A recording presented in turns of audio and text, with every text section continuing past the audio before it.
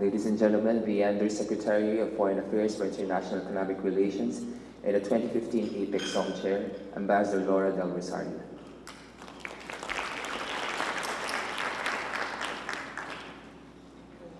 Good morning, everybody.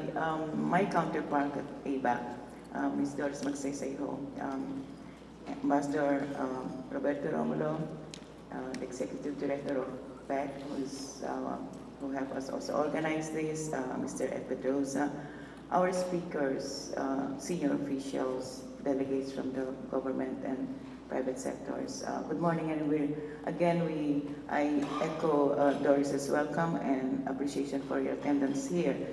For this year's hosting, the Philippines will put services at the center of our 2015 discussions as we tackle our 4 priorities of regional economic integration, human capital development, SME, promoting SME integration to global supply chain, and sustainable and resilient communities. We have been discussing connectivity for the past 2 years, specifically on physical, institutional, person-to-person connectivity. But from where we are, we have always thought that services is the underlying glue, in connectivity.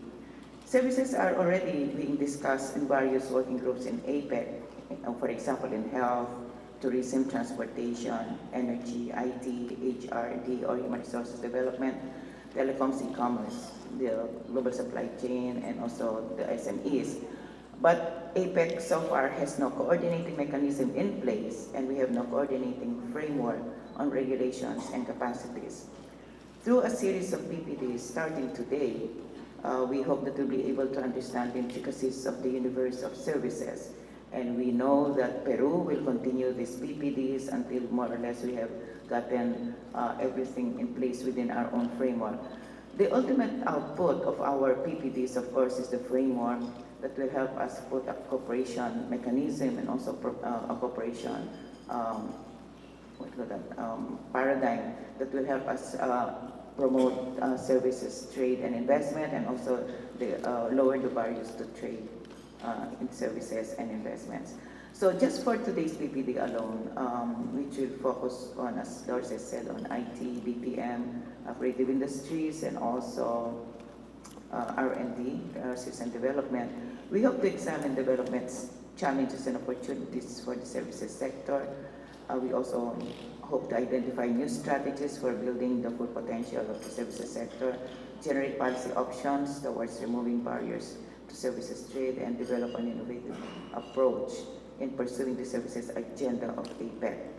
And of course, more importantly, to foster collaboration between the public and private sector in promoting services growth.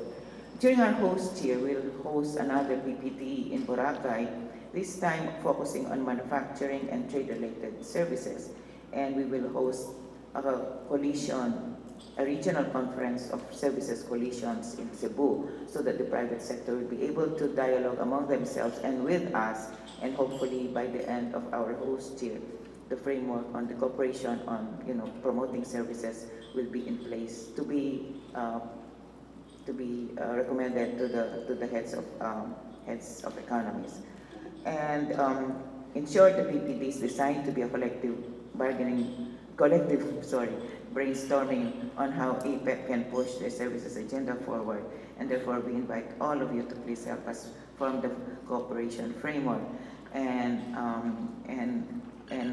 come up at least with regulatory cooperation, people-to-people connectivity, and setting goals and targets within the framework.